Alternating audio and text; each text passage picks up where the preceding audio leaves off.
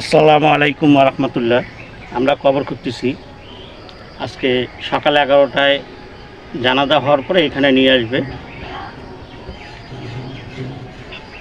আজকে সকাল সকাল অনেক রোদ উঠছে, এই রোদ্রে কবর করতেছি আমরা।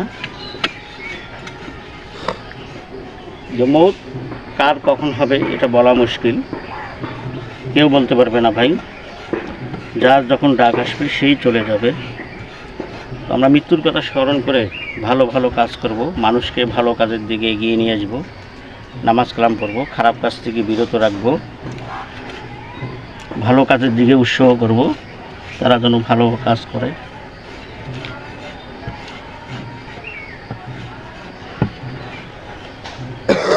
যেই মাটিতে, যে ভূমিতে জন্ম আমার, সেই ভূমিতে হব আমি সার। কিসের কথা বলবো আমি, কিসের অহংকার। এই অহংকারও এই কবরে পছন্দ করবে না ভালো আমল ছাড়া।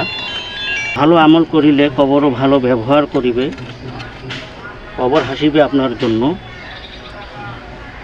বদ আমল করিলে কবরও কাঁদিবে আপনার জন্য। তাই আমরা ভালো ভালো কাজ করব, আমল করব।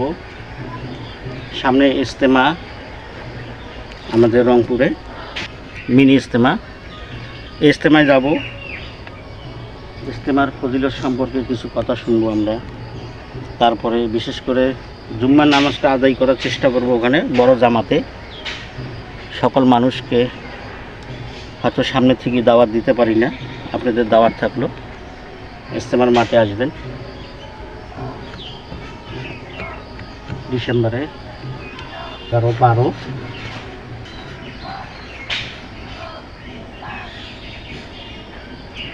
তো দেখতেছেন আমাদেরকে, তাই ভিডিওগুলো আপনারা শেয়ার করবেন যেন সকল মানুষ দেখতে পারে। কবরের কথা চিন্তা করে যাতে ভালো কাজ করে,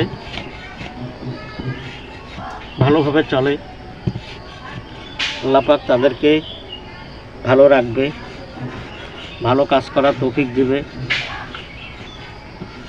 আপনারা যারা ইন্তেকাল করেছে তাদের জন্য আপনারা দোয়া করবেন। আজকে যে মাইয়া ইন্তেকাল করেছে তার জন্য আপনারা দোয়া করবেন। গতকাল আমাদের এক মুসল্লি 4টার দিকে ইন্তেকাল করেছে।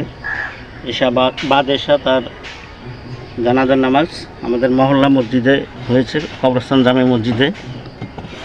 তারপরে তার লাশটিকে নিয়ে গিয়েছে পীরগাছা।